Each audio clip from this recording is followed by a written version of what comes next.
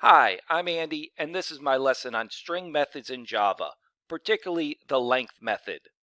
In this lesson, I'll first give you some more details about how data is stored in a string object.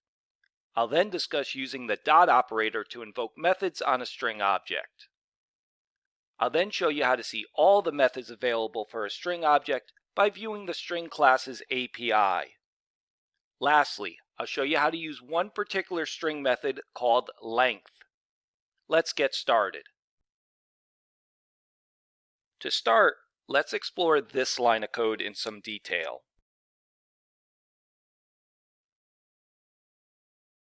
Recall, when this line of code executes, the new keyword is what creates the string object in memory and returns its address.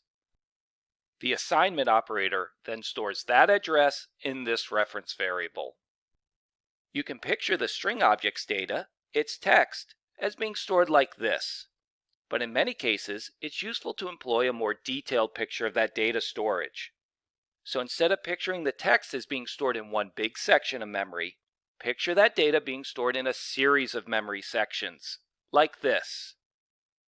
Notice that each character, even the space, occupies its own small section of memory. This series of memory locations has a very useful numbering scheme to help us access individual characters in the text. In Java and every other language I'm aware of, numbering schemes always start at 0 rather than 1. These numbers, which uniquely identify each character in the string's text, are known as indexes. For example, we would say that the space character is at index 3. Once you have an object created in memory, you can ask it to do things for you.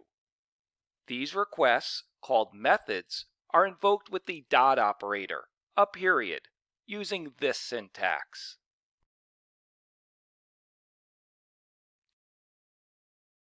To view all the methods available for a particular object, you need to look at the class's Application Programming Interface, or API for short. Let's look at the string class's API.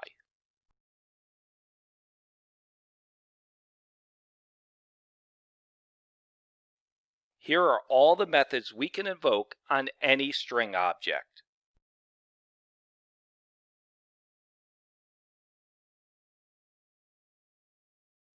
In my lessons, I'll focus on just a small handful of the really important methods listed here.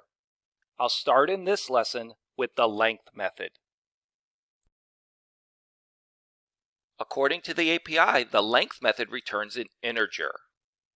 Specifically, it returns the length of the string's text.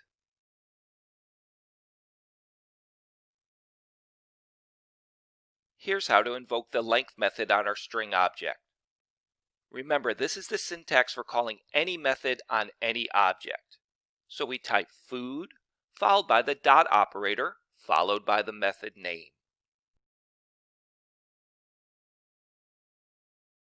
Now remember, the length method returns an integer, so we should use an assignment operator to capture that information and store it in an int variable.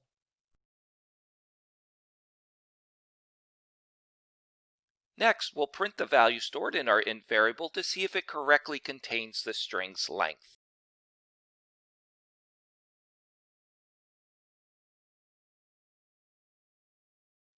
That worked. 7 is the correct answer.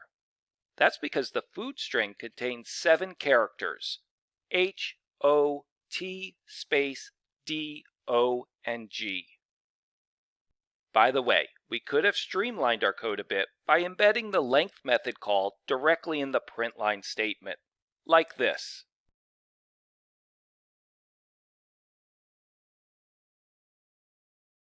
This works because during the execution of this line of code, the length method occurs first. This method returns the integer 7. That 7 is what gets print lined. And that wraps up this lesson on string data and the length method. I'm Andy. Thanks for watching and coding with me today.